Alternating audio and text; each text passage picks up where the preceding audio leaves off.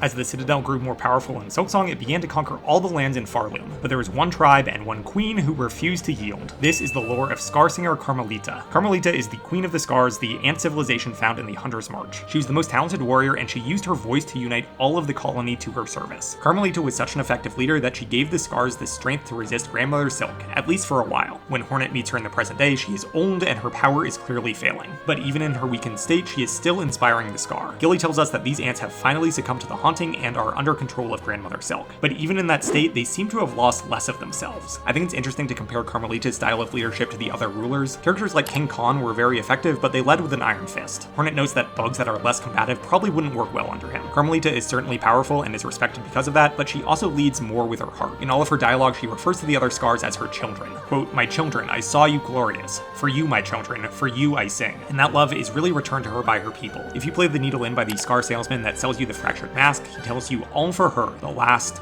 loyal, loved. Hornet ultimately defeats Karmelita to use her power to save Farloom, but she realizes in doing so she is effectively ending the Scar. She tells us that these caves will wither and fade. They may eventually regrow and flourish, but that is an enormous task. Hornet tells us that it will take longer than a lifetime, many lifetimes. This just shows you how unique of a leader Karmelita was. Subscribe for more Silksong lore.